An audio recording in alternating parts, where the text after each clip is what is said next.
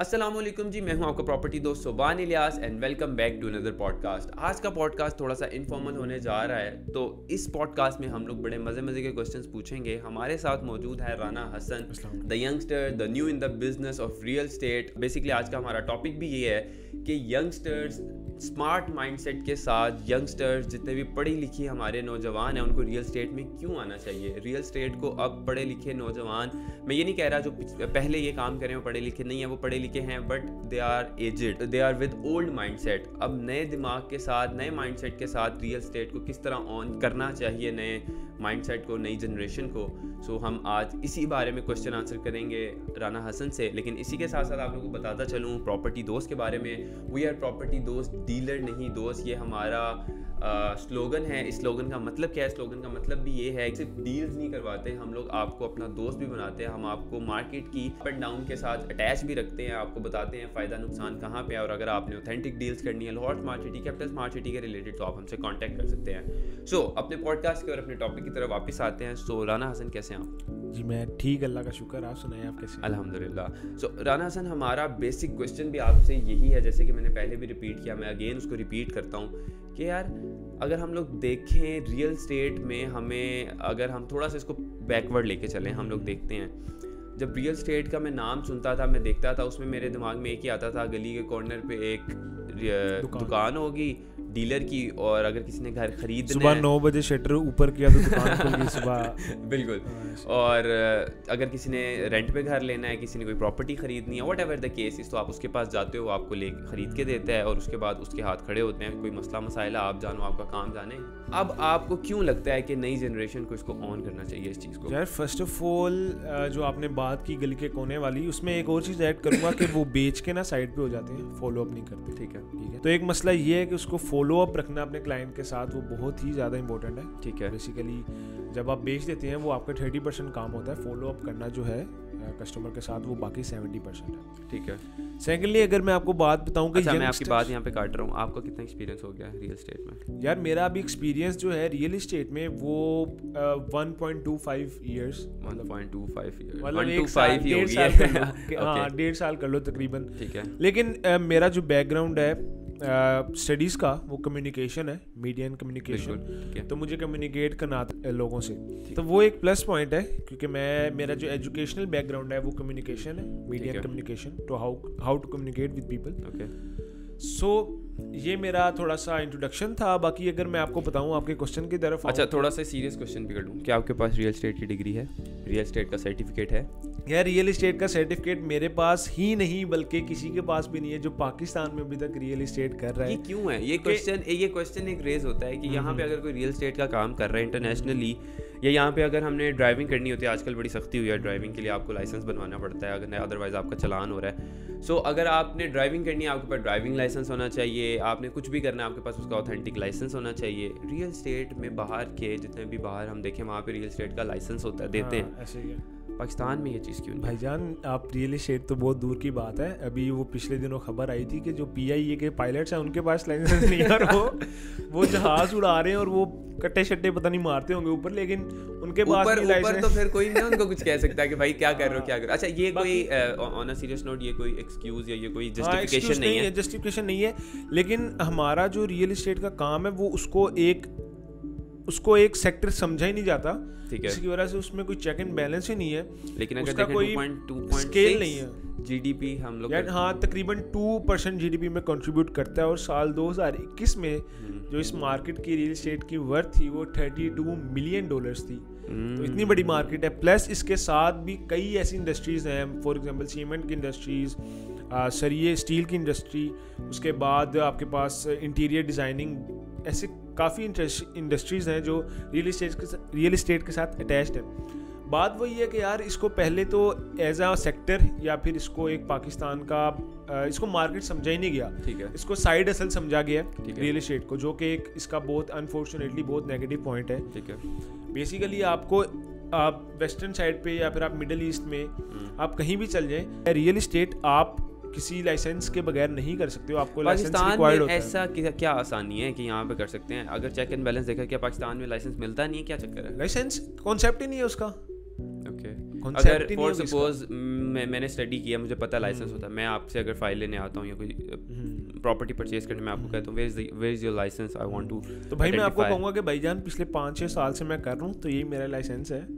ये तो जस्टिफिकेशन नहीं है कोई है। लाइसेंस हो, मैं भी आपकी बात से एग्री करता हूँ कि लाइसेंस होना चाहिए, कुछ टेस्ट वगैरह होने चाहिए जो कंडक्ट किए जाएं, चेक एंड बैलेंस थोड़ा सा होना चाहिए कि यार इसी तरीके से हम लोग स्कैम से बच सकें। ये बंदा इस काबिल भी है कि ये रियल एस्टेट कर सकता है, क्योंकि वही बात आ गई कि यार लोगों का इतना करोड़ों रुपए रियल एस्टेट में जाते हैं, तो मेरा मेन तो क्वेश्चन है वो एक ऐसे बंदे से कैसे वो इन्वेस्ट करवा दें जिसको कोई इसकी कोई स्केल ही नहीं है, कुछ पता ही नहीं है ये बंदा कौन है, पैसे देते हैं कल को भाग जाए, हमारे पास तो कुछ भी नहीं है। सो आप जब अभी हम लोग ऑफ द कैमरा बात कर रहे थे, आप मुझे तब भी बता रहे थे, मैंने आपसे बारे में जब पूछा था इसका सर्टिफिकेशन के बारे में, तो आपने कहा था कि 500 रुपये दो, मैं आपका ही बनवा देता हूँ। हाँ, तो ये क्या सीन है यार? देखो लाइसेंस यूनिवर्सिटी की डिग्रीज बन जाती हैं यार, बिल्कुल, तो लाइसेंस तो बहुत दूर की बात है। क्या वाकई प्रॉपर्टी रियल एस्टेट का 500 का बन जाता यार?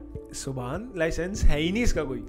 आपने कभी देखो, आप अभी भी किसी से पूछ लेना कि यार जब आपने कोई प्रॉपर्टी खरीदी थी DHA में, बहरिया में, जितनी बड़ी सोसाइटीज हैं, लाहौर स्मार्ट सिटी में, तो आपने क्या डीलर से जाके ये कहा था कि भाईजान वेयर इज योर लाइसेंस, या फिर मुझे लाइसेंस दिखाएं, कोई सर्टिफिकेट दिखाएं कि आप इस काबिल हैं? लाइसेंस है ही नहीं। ठीक है, तो मैं भी लाइसेंस 500 का बनवा सकता हूँ, मैं एक वो सनद पे स्टाम्प पे 250 वाले स्टाम्प पे आपको दिखा सकता हूँ कि भाई आप भी रेंटर हैं, आप ऑथराइज्ड रेंटर हैं, लेकिन वो कोई उसका ऑफिशियल नहीं है। ठीक है, बात वही आ जाती है, एक आपके पास इन्वेस्टर्स हों, वो सारी चीज़ें हों, आप काम कर रहे हो मार्केट में, आपके पास 2 महीने का एक्सपीरियंस है, साल का एक्सपीरियंस, आपके पास इन्वेस्टर्स हैं, तो आप पिछले 10 साल से जो बंदा बैठ के काम कर रहा है, आप उससे भी ज़्यादा पैसे कमा रहे हैं और सारी चीज़ें कर रहे हैं। बेसिकली इस टाइम मार्केट के हालात यही हैं, जो ज़्यादा जिसको फ़ायदा दे रहा है इन्वेस्टर्स उसके पास ज़्यादा हैं, जो ज़्यादा जिसको फ़ायदा दे रहा है, एडवाइस कर रहा है, उसके पैसे बचा रहा है, सब लोग उसकी तरफ जा रहे हैं। फिर उसका एक्सपीरियंस भी नहीं पूछा जाता कितना एक्सपीरियंस है क्या नहीं है, फिर वो देखा जाता है करंट सिचुएशन। हमारा जो थ्रेशहोल्ड है ना, जो मतलब जो एक बंदा इन्वेस्ट करने आया, सामने एक बंदा खड़ा हुआ है, लाइसेंस दोनों के पास नहीं है, 2 बंदे सामने खड़े हुए हैं, एक ने भाईजान कॉटन का सूट पहना हुआ है, दाढ़ी मूछी है, मिडिल एज में अपनी 40-45 में है, ठीक है, साथ ही एक बंदा खड़ा हुआ है, यंगस्टर है मेरी तरह, उसकी लेट्स से 25 एज है उसकी, ठीक है। तो जो इन्वेस्टर है ना, वो आएगा, वो डायरेक्ट उस बंदे के पास जाएगा जो मिडिल एज में है, कॉटन का सूट पहना हुआ है, पैसे बचाने हैं, उसने कहना मेरा 50 लाख है, मेरा 50 करोड़, वही बात है, 1 करोड़ पे आएगी। वही बात है ना कि आपके, जब मैं डीलर लफ्ज लेता हूँ, आपके जहन में क्या आता है? वही कॉटन का सूट, गाड़ी साफ सुथरी के अंदर से निकलेगी। पहले लोग मेरान में थे, आज V8 में आ गए, V8 में आ गए, फर्क है। हाँ, तो आपके देखो डीलर, एक तो ये जहन में आता है कि कॉटन का सूट, एक जहन में आता है कि भाईजान छुरी तेज करते हैं और फेंक देते हैं जहाँ पे जिसको लगी मार। हाँ, तो यार ये एक डीलर जो है, ये एक टर्म बहुत ही गंदी हो गई है पाकिस्तान में। तो मेरा ये ख्याल है कि भाई इसको रियलिटर से बदलो। डीलर नहीं रियलिटर, या डीलर नहीं दोस्त, जैसे प्रॉपर्टी दोस्त का बड़ा अच्छा स्लोगन है ये।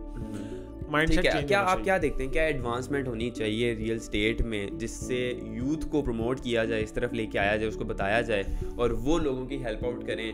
देखें आज तो सोसाइटीज़ भी एडवांस हो गई, जैसे लाहौर स्मार्ट सिटी देखें हम लोग, कैपिटल स्मार्ट सिटी देखें, पाकिस्तान की पहली सोसाइटी है ये, हबीब रफ़ीक डेवलपर्स इनके वो हैं, ये पहली सोसाइटी है जो स्मार्टली वर्क कर रही है और वर्ल्ड क्लास फैसिलिटीज़ दी जा रही हैं, और पूरा आपका घर जो है वो एक ऐप से कंट्रोल होता है, और इसको वर्ल्ड वाइड भी रिकॉग्नाइज़ किया जा रहा है कि ये स्मार्ट सिटी है, पूरी दुनिया की जितनी भी स्मार्ट सिटीज़ हैं उसके अंदर ये आती है। तो हम लोग को तो ये बड़ी एक फैसिनेटिंग चीज़ लगती है कि यार जो भी जब स्टार्ट हुई थी किसी ने माना नहीं था, और सबको मानने पर मजबूर किया जा रहा है क्योंकि वो लोग करके दिखा रहे हैं कि वो वाकई इस तरह काम कर रहे हैं। तो आपको क्या लगता है इसमें एडवांसमेंट जैसे सोसाइटीज़ में आ रही हैं, वक्त के साथ साथ आ रही हैं, बटनों के फ़ोन से आज हम लोग आईफोन पे पहुंच चुके हैं, टच पे पहुंच चुके हैं, एंड्रॉइड पे पहुंच चुके हैं, एयर ड्रॉप पे पहुंच चुके हैं, एयर ड्रॉप भी चेंज हो गया भाई वो भी अब ठीक है। सारी चीज़ें अब इसमें जैसे आप कहते हैं चेंज हो गई हैं। आपको क्या लगता है अब यंगस्टर्स को किस तरीके से इसमें अपना किरदार अदा करें? यार पहली बात तो यंगस्टर्स के लिए कि पाकिस्तान की एक बहुत बड़ी खुशकिस्मती ये है कि पाकिस्तान में मोस्ट ऑफ द जो पॉपुलेशन है वो यंग है, ठीक है, और दुनिया के टॉप मुल्कों में आता है जिसमें यंगस्टर्स ज़्यादा हैं, ठीक है। तो यार जैसे यंगस्टर आएंगे तो आपका नए आइडियाज़ भी आएंगे, ठीक है, जो ट्रेडिशनल तरीका है वो डेफिनेटली चेंज होगा क्योंकि नए लोग आ रहे हैं और वो नए आइडियाज़ के साथ आ रहे हैं, नए उनका विजन है, तो एडवांसमेंट ऑटोमेटिकली यंगस्टर्स के आने से आएगी, ठीक है। क्योंकि यार देखो एक बंदा है वो 45 to 50 अपनी एज में है, ठीक है, वो अब ट्रेडिशनल तरीका इसलिए इस्तेमाल करेगा क्योंकि उसके पास रिस्क लेने का टाइम ही नहीं है, बिल्कुल, उसके पास रिसर्च करने का टाइम नहीं है, उसके पास लोगों के फायदे देखने का मेरा नहीं ख्याल टाइम वो अपना बनाता है, और शायद वो उसके हद तक वो भी सही है क्योंकि डेफिनेटली वो रिस्क नहीं ले सकता। लेकिन जब यंगस्टर्स आएंगे तो वो डेफिनेटली रिस्क लेंगे, वो नए नए तरीके ढूंढेंगे कि यार काम कैसे हो सकता है, कैसे नहीं हो सकता, कहाँ पे इन्वेस्ट करवा के पैसे बचाए जा सकते हैं। यार इन्वेस्टमेंट बाद में आ जाती है।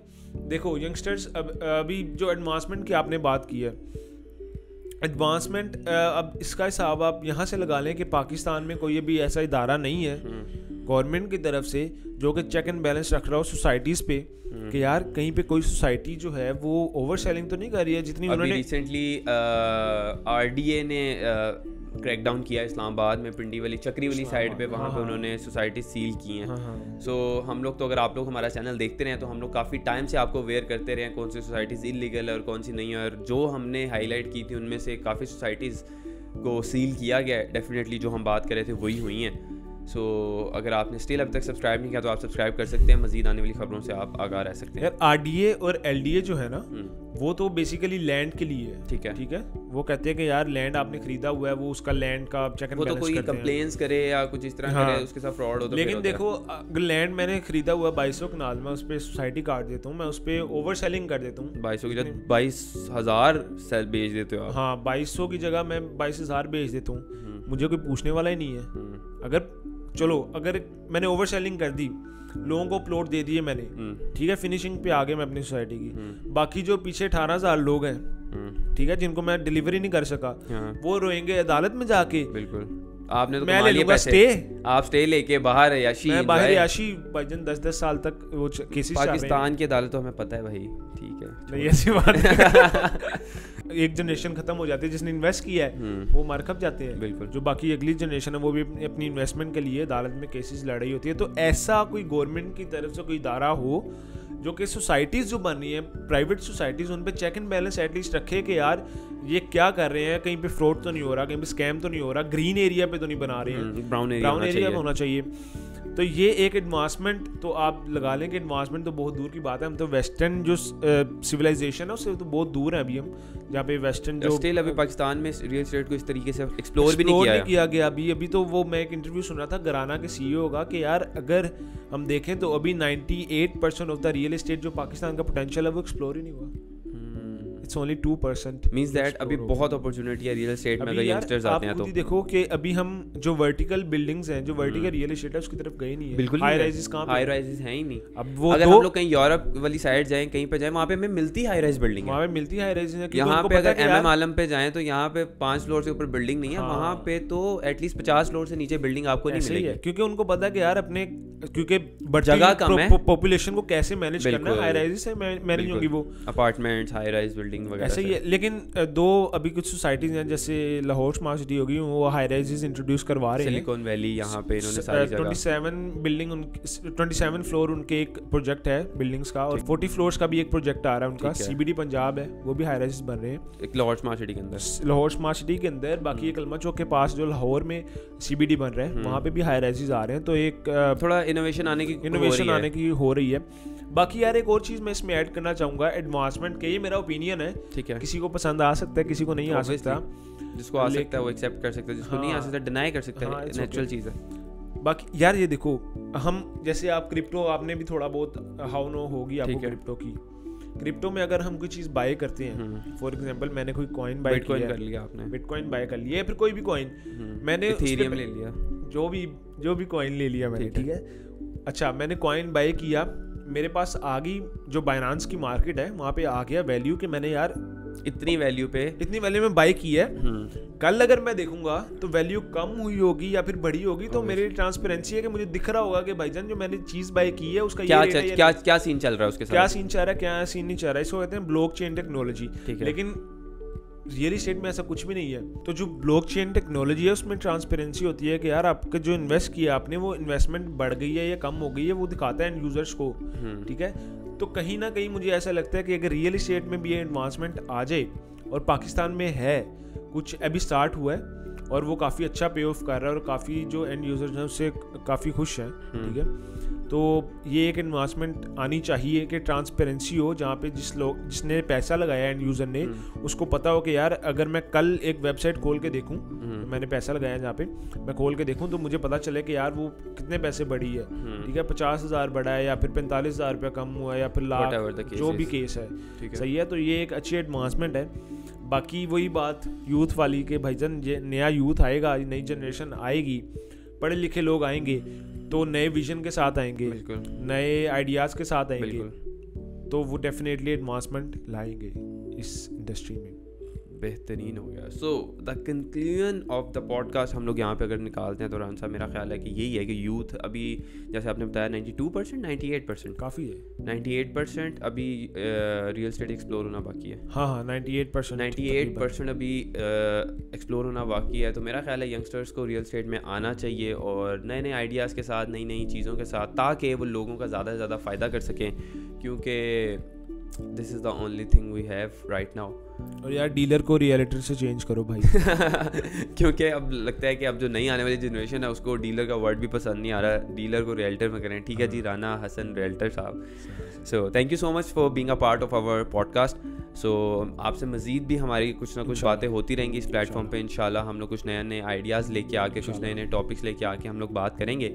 सो अगर आपके भी माइंड में कोई क्वेश्चन है, कोई क्वेरी है, तो आप हमें कमेंट सेक्शन में बता सकते हैं, हमारे इंस्टाग्राम पे इनबॉक्स पे आके बता सकते हैं। और अगर आप लोगों ने हमारा Facebook channel, Instagram page, YouTube channel subscribe नहीं किया, लाइक फॉलो नहीं किया, तो अभी कर लीजिए, क्योंकि हम आपको देते हैं वहाँ पे पल पल की खबर लाहौर स्मार्ट सिटी की, कैपिटल स्मार्ट सिटी की, because we are the official sales partner. So आपके फ़ायदे की चीज़ है, आप कर लेंगे तो आपका फ़ायदा होगा। सो मज़ीद मालूमात और क्वेरीज़ के लिए आप हमें स्क्रीन पर दिए गए नंबर पर कॉल कर सकते हैं और अपनी सारी क्वेरीज़ को दूर कर सकते हैं। अपना बहुत सारा ख्याल रखिएगा। मिलूंगा मैं आपसे अगली वीडियो में। मुझे और राना हसन रियल्टर को दीजिए इजाज़त। अल्लाह हाफ़िज़।